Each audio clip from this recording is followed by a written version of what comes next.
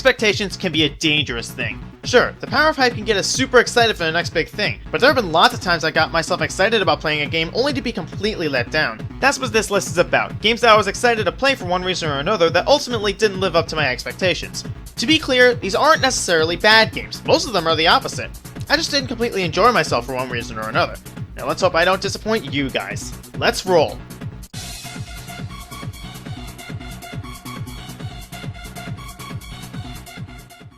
Fighting games are my absolute jam. When I'm in a multiplayer mood or just feel like having some fast-paced action, I pick one of these up and instantly have myself a good time. A while ago, my brother decided to pick up Soul Calibur 4, and I was very familiar that the game and its series are very popular.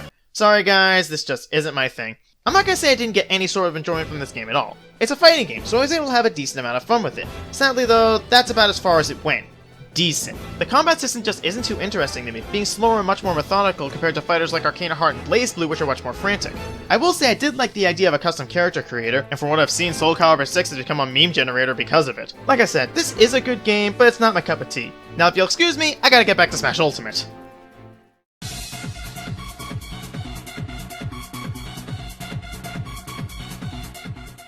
You guys know that I absolutely love the Megaman X series. The fast and frantic gameplay, the awesome level design, amazing boss fights and weapons, these are some of my absolute favorite 2D platformers. Sadly, there has to be an oddball somewhere, and for me, that's definitely X2. I jumped into this game off the heels of X1, and after that adrenaline rush, I was hoping to maintain that rush. Unfortunately though, this game was a massive step back. Compared to X1, everything just feels a little bit less. Not as many of the levels are interesting, the Maverick lineup is one of the weaker ones in the series, and the weapon lineup is only above average at best. That being said, this game has plenty of strong points. I love the armor set you get for the game, the soundtrack is pretty great, and the levels that do stick out from the rest are all the grade A quality I expect from the series. And if you're wondering why I didn't put X6 or X7 on here instead, it's because I didn't have many expectations for them to begin with, especially in the case of the latter.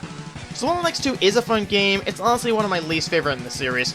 At least X3 turned out better and gave me that adrenaline rush all over again.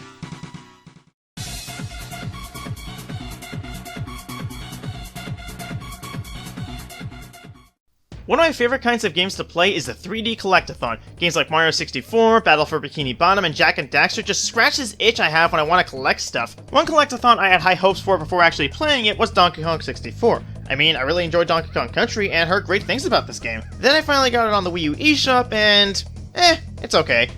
I actually really enjoyed my time with this game, but it definitely fell short of expectations. Going around these huge worlds as the 5 Kongs in search of bananas is a ton of fun. However, there are quite a few snags in the works. For one, I am not a fan of this control scheme. For the most part it works, but there are definitely times where the gunplay feels a tad unwieldy. Also, while I do love the variety and challenges, some of them are just plain not fun, whether they be stressful, non-functional, or just boring. Then there's my biggest gripe, the game's pace. I do like how big the worlds are, but given how slowly you move and the amount of backtracking involved, it can get tiring to play. Like I said, I definitely enjoyed myself, but this is a case where I expected more.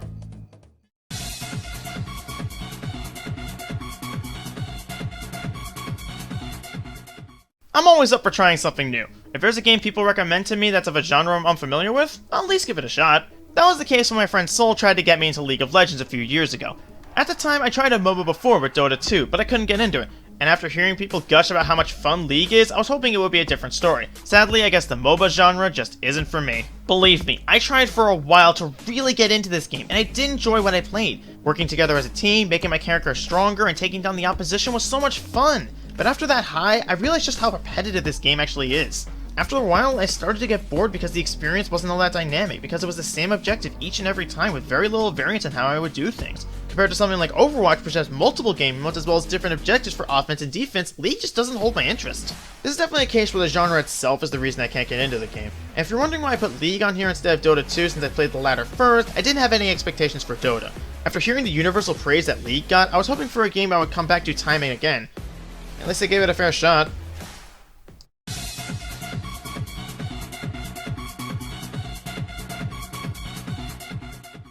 Recommendations for games can come from anywhere. Your friends, family, or friends of family. My brother has his own circle of friends, and one of them convinced him to get this game called Dragon's Crown Pro. On the surface, it's an RPG brimming with fan service, but it did look decently interesting, so I played a bit of co-op with my brother. I did have fun for a while, but similar to League, that thrill left fast. This game can be fun. The different characters you can use each provide a different experience. I myself stuck with the Archer because I love high-speed characters. Even still, this game can get very repetitive. You just go down a path, occasionally fight a horde of monsters, and fight a boss at the end. And to their credit, that setup is perfectly fine. I mean, I just described Castle Crashers as well, and I enjoy that game. But here, it just feels way too simple. You have a few attacks and you learn more by leveling up, typical fare. However, the game lacked a hook most RPGs have. By a 2-hour mark in an RPG, I expect there to be a plot thread I want to see to its completion, or a set of characters that have won me over. This game had neither. Not to mention, having to worry about where I am in relation to my enemy in order to hit them got very annoying. I did enjoy myself to some extent, but this is not a game I'm looking to revisit anytime soon.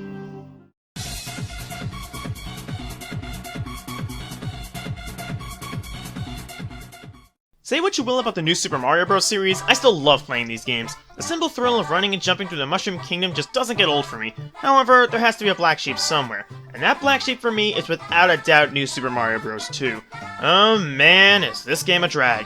The idea behind the game is to collect as many coins as you can, and the idea is fun for the first world. After that point, it got old, and seeing all these gold enemies and power-ups that just awarded me endless money got stale. And then there's the matter of the levels themselves. To me, they're just kind of flat and uninteresting, relying on the coin gimmick to make the levels stand out. As a result, the game just kind of meanders, and I wasn't all that thrilled when playing it. If you showed me a level from this game, I would struggle to pin down what made that level stand out aside from the coins.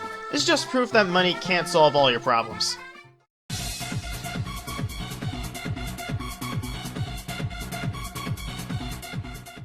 I love Zelda games. Exploring, sword fighting, puzzle solving, it's all great! But once again, there must be an oddball. And now I can finally voice my opinion on Link's Awakening. Before I played this game, I had heard so many amazing things about it, and since I got a real kick out of the Oracle games, I was hoping I would have just as much fun. Hey guys, where's the fun? I don't know what happened here, but I was really bored throughout most of my playthrough. Similar to New Super Mario Bros. 2, this game just meanders the whole way through. The landscape isn't super interesting, the items aren't all that thrilling, and the dungeon design is just ridiculously bland. And in the case of Eagle's Tower, and especially Turtle Rock, way too long! I was in Turtle Rock for like 2 hours and had the most bored expression on my face the whole time. And since this game doesn't have an interesting gimmick like the Oracle games do, there's just very little reason for me to revisit it. This is one Awakening I wish stayed asleep.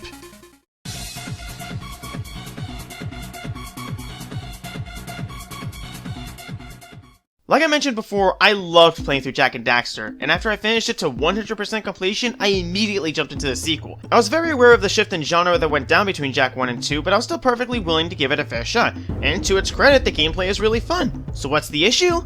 Well, there are several, actually. For one, while the gunplay is really fun and offers a decent amount of variety, it doesn't mean a whole lot when the game is ridiculously hard, to the point where jumping, spinning, and firing the yellow gun is not only effective, but basically the only decent strategy to use on the numerous occasions you find yourself surrounded, and that got old very fast. Second, while I do like some of the missions, that amount is completely outnumbered by the amount of tedious or downright frustrating missions. Trying to get to a part of the city super fast while avoiding getting blown up, trying to escort people who don't understand they're in danger, that mission to escape the dog that can seriously screw off, and plenty of others I won't bother mentioning. By the time I was in the second half of the game, I felt like I was just trying to beat the game out of obligation since I had already gotten that far, and that is the worst feeling to have. And if you're wondering about my thoughts on Jak 3, yeah, I didn't play it for very long, it just wasn't that interesting.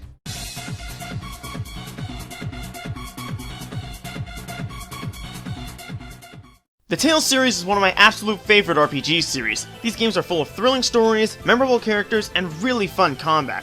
Early this year, I got to play Tales of Symphonia, and I had a total blast playing, especially when my brother joined me for some cooperative action. After that game was done and dusted, I jumped into the sequel after hearing it was alright.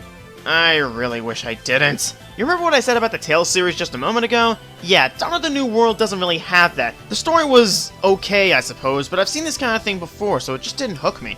As for the characters, well, the original cast returned, and that's pretty cool, but the newcomers just aren't great. Marta was alright, but Emil was just not a good protagonist. He was just a wallflower who whined all the time, and when he tapped into that other personality as a Knight of Ratatosk, it just didn't feel natural. You don't even get a world map to explore, it's just a menu where you select where you want to go.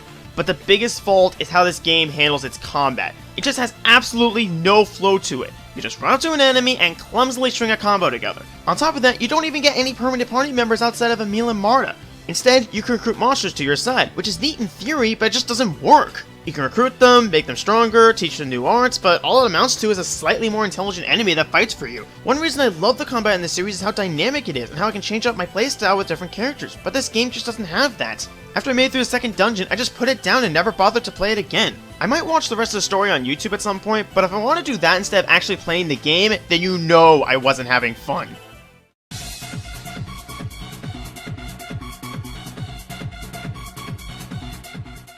For my number 1 segment, allow me to tell you guys a story.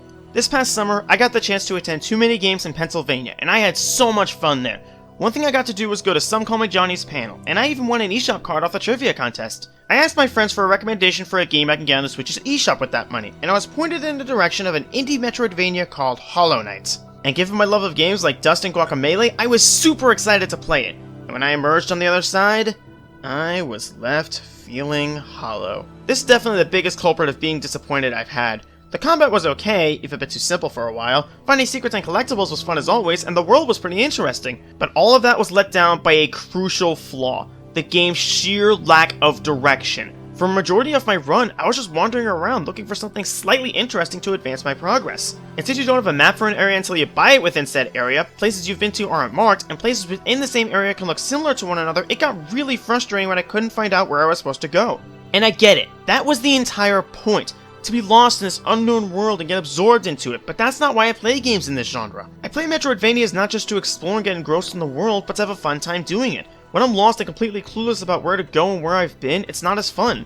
There were times I had to ask friends or look up online for even a slight nudge in the right direction.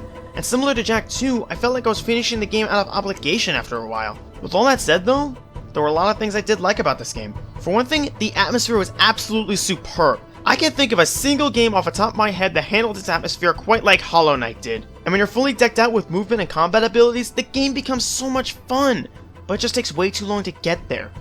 Even though this game personally disappointed me the greatest, I can still recommend it. Who knows, you might just see something that I didn't. I'm Arrow Dragon, and let this be a reminder of how dangerous a tool hype can be at times. Hey guys, it feels really good to get this list out as it was on the back burner for some time. For my next list, I plan on doing my favorite first levels as you guys wanted to see that. Also, I have a new Let's Play that's set to premiere this coming Wednesday, so look forward to that. Well, until next time, this is Arrow Dragon, signing off.